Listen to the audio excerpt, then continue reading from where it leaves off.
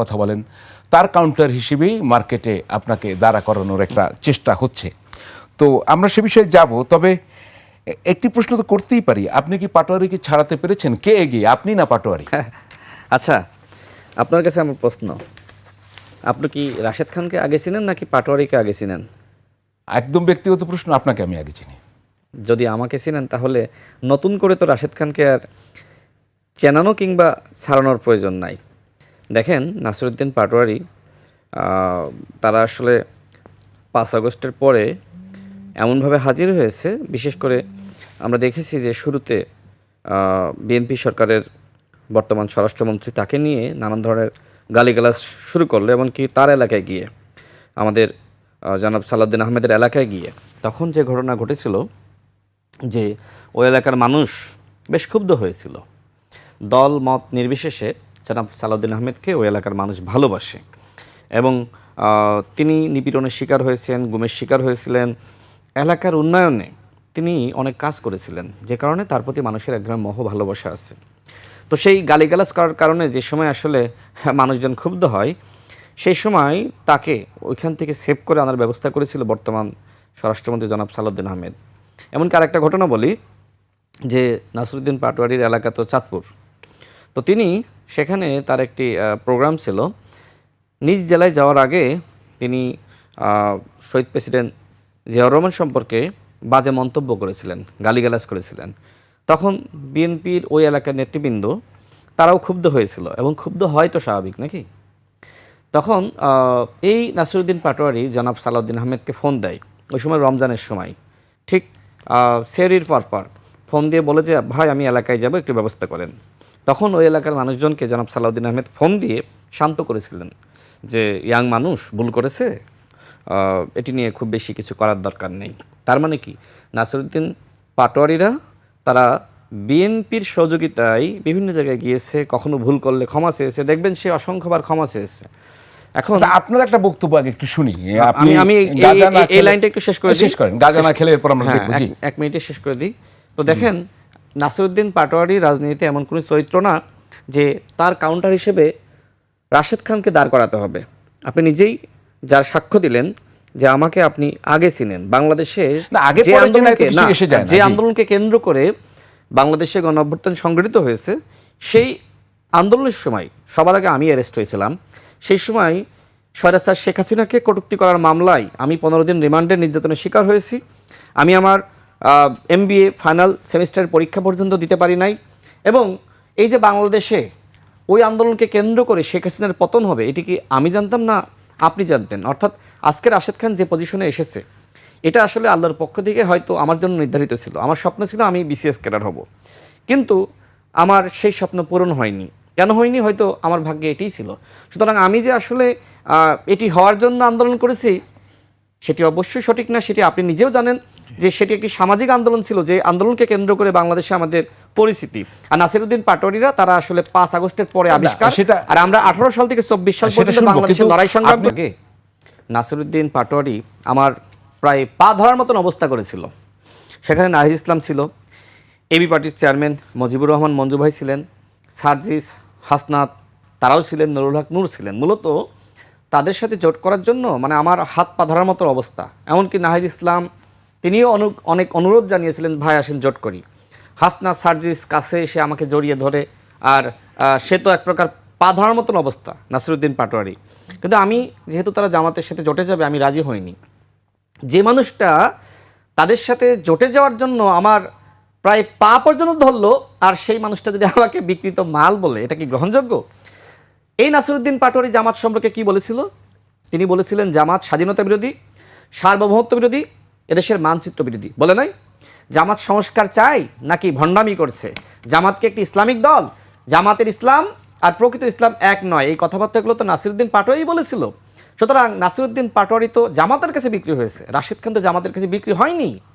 বিএনপির সাথে গণ অধিকার পরিষদের 2022 সাল থেকে যুগপৎ আন্দোলনের সম্পর্ক, এবং আমি বাংলাদেশের বর্তমান মাননীয় প্রধানমন্ত্রী, তার সাথে আগে থেকেই কাজ করি।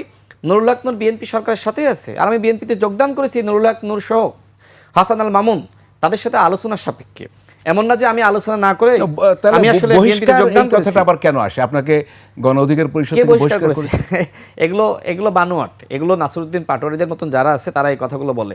নুরুল হক নূরের সাথে আমার একসাথে প্রোগ্রাম আপনি দেখেছেন না? বিভিন্ন সেমিনারে এখনো তো করি। না, এখনো করেন। এখনো কথাবার্তা হয়।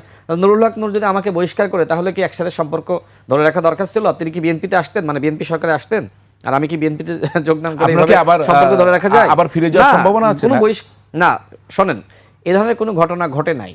এটা নাসিরউদ্দিন পাটোয়ারিদের মতন যারা আছে, যারা আবল তাবল না বললে আসলে রাজনীতিতে প্রাসঙ্গিক থাকে না, এগুলো তাদের কথাবার্তা। আর গাঁজা না খেলে নাসিরউদ্দিন পাটোয়ারি হওয়া যায় না, যে কথা আমি বলেছিলাম। কেন বলেছিলাম আমি বলি, এটা একটা পুরো একটা সায়েন্টিফিক ব্যাখ্যা আমি জানতে চাই। আচ্ছা, এটা একটা খাদ্যদ্রব্য তো। নাসিরউদ্দিন পাটোয়ারি প্রকৃতপক্ষেই নিয়মিত গাঁজা সেবন করে এবং এটা তার পার্টির সবাই জানে।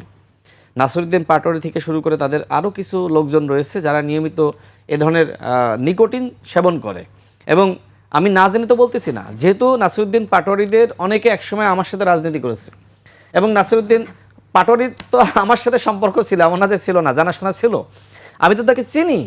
এখন নাসিরউদ্দিন পাটোয়ারি দেখেন, যে সময় বিএনপির সাথে এক ধরনের রাজনৈতিক আলোচনা চলছিল, নির্বাচনী আলোচনা চলছিল, তখন জামাতকে ব্যাশিং করেছে। এখন যেহেতু বিএনপি এনসিপিকে 4টির বেশি আসন দিতে পারে নাই বা সমন্বয় করতে পারেনি, জামাতের সাথে গিয়ে এখন বিএনপিকে বেশিং করছে। এই নাসিরউদ্দিন পাটোয়ারিরা আসলে রাজনীতিতে তাদের কোনো চরিত্র আছে? আমরা তো বিএনপির সাথে সেই আগে থেকেই ছিলাম, এমন না যে নতুন। আর তারা বিএনপির কাছ থেকে আসন না পেয়ে তারা জামাতের সাথে গিয়েছে, এনসিপিতে জামাতের কাছে বিক্রি হয়ে গেছে। এমনকি এই যে এনসিপি যারা প্রার্থী ছিল, নাহিদ ইসলাম থেকে শুরু করে, তাদের প্রত্যেক প্রার্থীকে জামাত ইসলাম টাকা দিয়েছে, বড় অঙ্কের টাকা দিয়েছে নির্বাচন করার জন্য। তো বিক্রি কারা হয়েছে? বিক্রি তো এনসিপি হয়েছে আমাদের কাছে। রাশেদ খান তো আগে থেকেই বিএনপির সাথেই ছিল, যুগপৎ আন্দোলন করেছে। এমনকি আমাকে তো আসলে জামাতের সাথে নেওয়ার জন্য এনসিপি ব্যাপক চেষ্টা করেছিল, এমনকি এনসিপিতে নেওয়ার জন্য চেষ্টা করেছিল, মানে জটে যাওয়ার জন্য। আমি তো যাই নাই, আমি তো বিক্রি হয় নাই, বিক্রি তো তারা হয়েছে, এই যে তরুণরা। আচ্ছা, আমরা তো পুরাতন সিস্টেমে রাজনীতি করছি বলে তারা বলে থাকে, তাই না? আর তারা নাকি নতুন বন্দোবস্তে রাজনীতি করছে।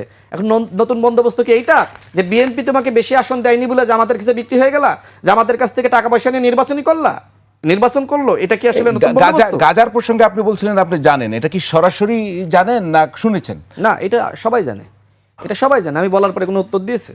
অনেক কথার উত্তর দেয় না আমার কথা, এই কথার উত্তর দিয়েছে। মানে একসঙ্গে তো আপনারা ছিলেন। নাসিরউদ্দিন পাটোয়ারি কি বলেছে যে আমি গাঁজা খাই না? আর একটা টকশোতে জিজ্ঞেস করতে হবে তাকে। জিজ্ঞেস করবেন যে আপনি কি গাঁজা খান? সে অবশ্যই গাঁজা খায়। আমি জেনে বলতেছি, দায়িত্ব নিয়ে বলতেছি, না জানলে কি এই কথা বলা যায়? আপনি কি জামায়াতের বিরুদ্ধে এখন যেরকম বলছেন, আগেও কি এরকম বলতেন?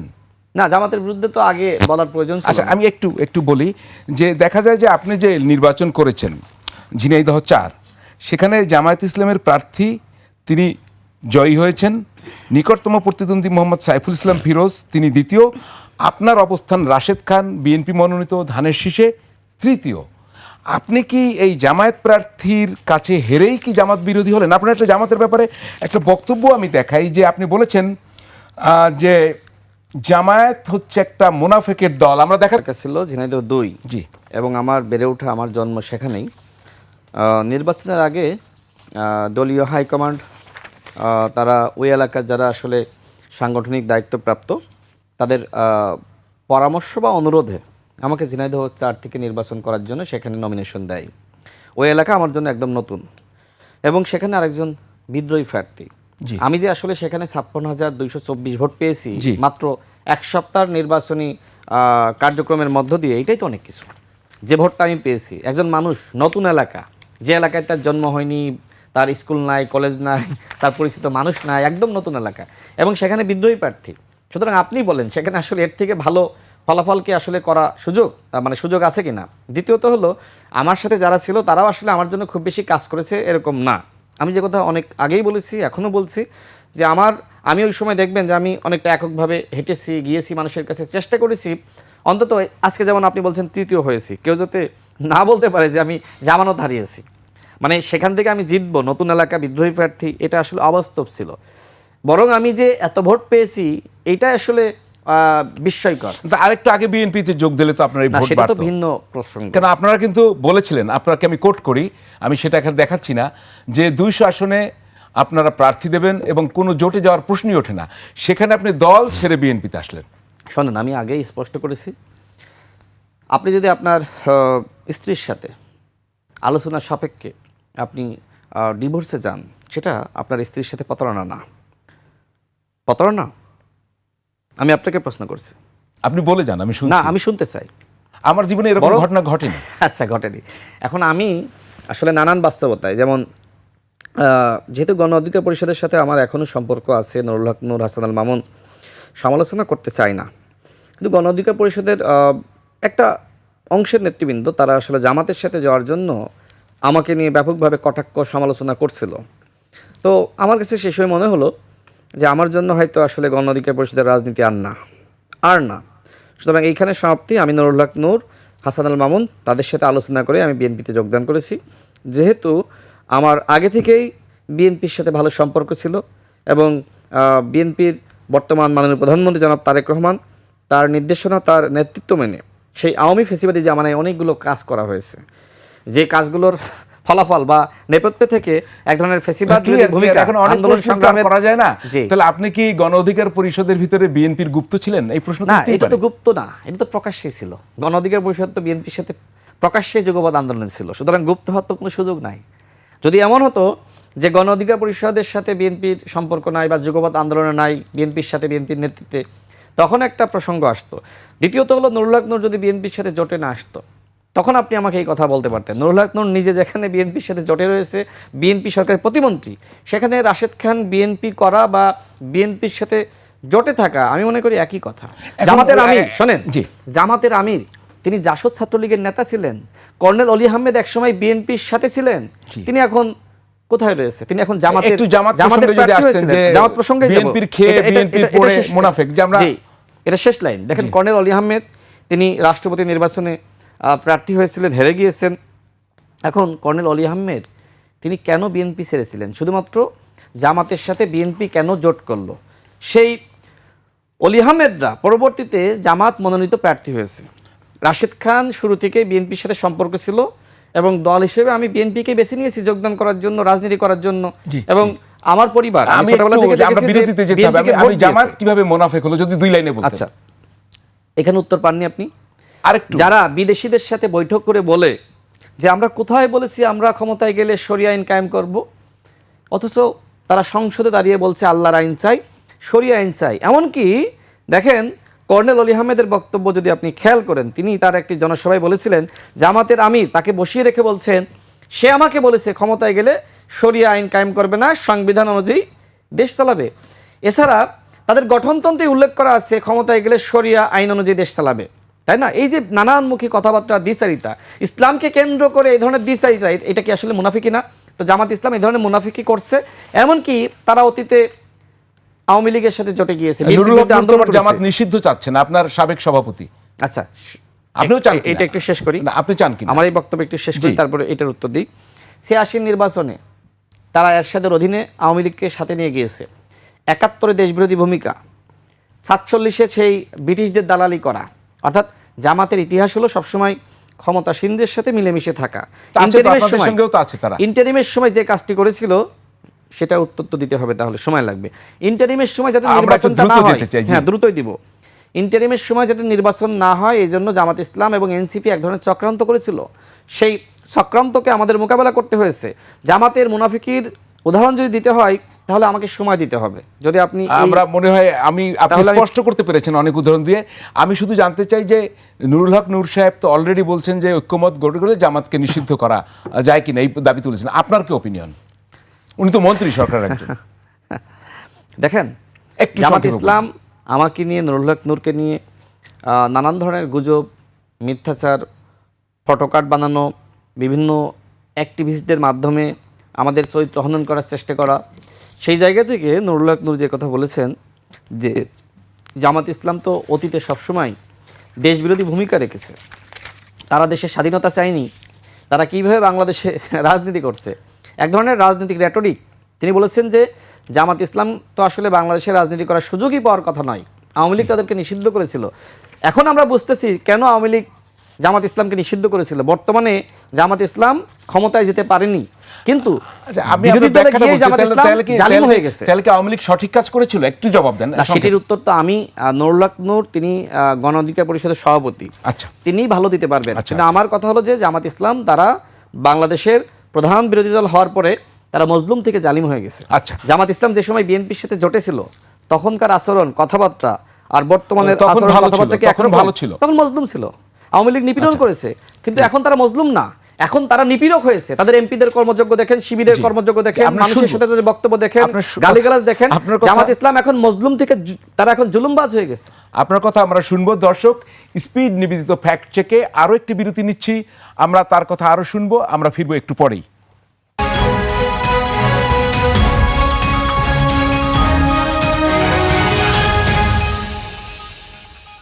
দর্শক, স্পিড নিবেদিত ফ্যাক্ট চেক নিয়ে আবারও ফিরে এলাম। আমাদের আজকের অতিথি প্রধানমন্ত্রী রাজনৈতিক সহকারী রাশেদ খান। আপনাকে আবারও স্বাগত জানাচ্ছি। আমরা একটা সিনেমা দেখি না কেন আগে, প্রথম একটু দেখি, তারপরে আমরা মূল আলোচনায় যাব।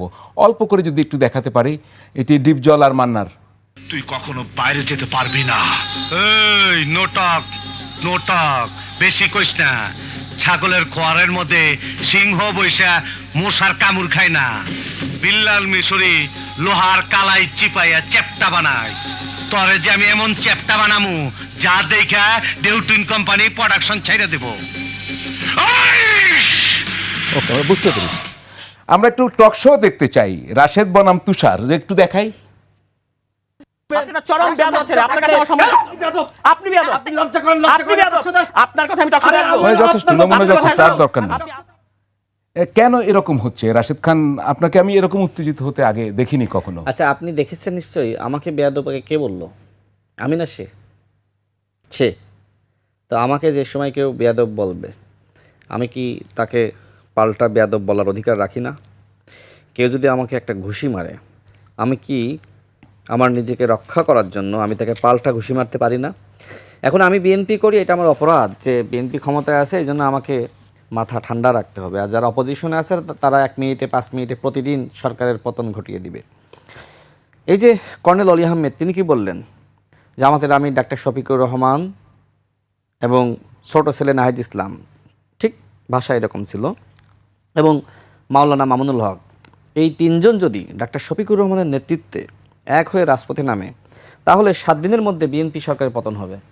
এখন এর জবাবে আমি কর্নেল অলি আহমেদকে আমি চ্যালেঞ্জ করেছি যে আপনি যদি এই 3 জনের নেতৃত্বে বিএনপি সরকারের পতন ঘটাইতে পারেন, তাহলে আমি রাশেদ খান রাজনীতি ছেড়ে দিব।